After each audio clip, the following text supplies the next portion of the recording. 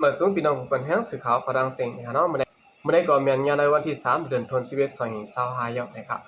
บุญดาได้รายการข่าวขาดตอนไหนนะครับเดี๋ยวตั้งข่าวเงานอนตับซึกย่างเผือกเขียนเอาเองเปิดตัดตั้งตึกยื้อของสีซึกมันตีเลเกเกาะ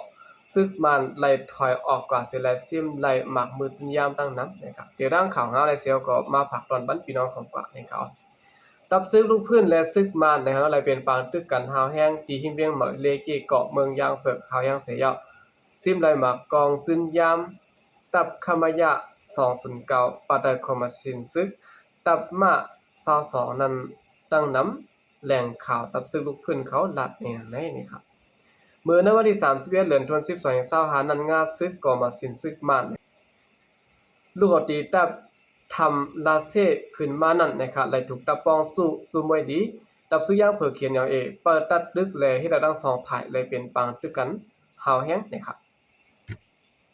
ทีนี้ปางตึกนั้นเข้ามาสินตับซึกมันเลยมีรองตุ้มเตอร์มาเจี๊ยบลู่ตายน้ำซัมปออ่ำจางขึ้นเก็บเอาตัวตายก้นซึกเขากว่าไรนะครับนอกจากนั้นก็ปล่อยพาเปลี่ยนหมากกองจึงย่ามเขาเสียแลขึ้นหนหลังกว่าว่าในเขา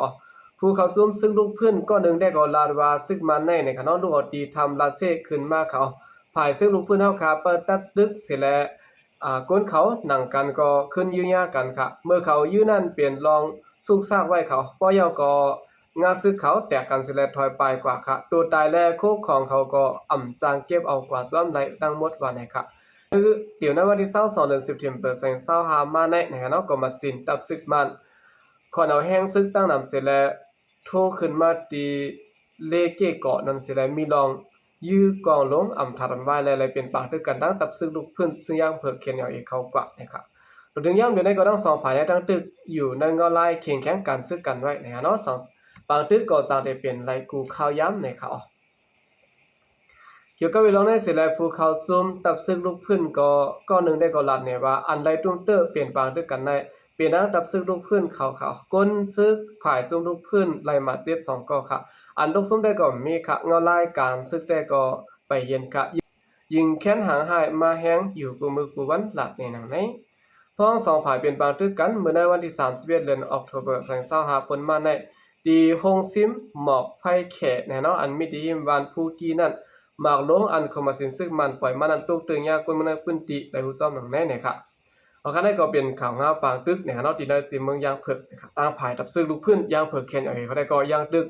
คัดสรรตัดตึกของสีซึกมันนะครับเนาะอันคัดสรรโทซึกเข้ามาขึ้นในพื้นที่ซุแน่นะครับตามภายซึกมันได้ก็คัดสรรโทซึกมาขึ้นนั่นค่ะเนาะผู้ใดตึกเอาในพื้นที่ขึ้นเขาเป็นพื้นที่เขากุมกำซ้อมเส้นต่างก้าขายอันดองอย่างต่อเมืองไทยนั่นนะครับออกข่าวกำเนิดสุดใดก็ยินจมนำยามากลุ่มถึงพี่น้องผู้กำแถมปัญญาเขาดังเสียงอยู่ค่ะยินจมนับยามยามเสกข่าวใจก็อยากประสงค์ค่ะ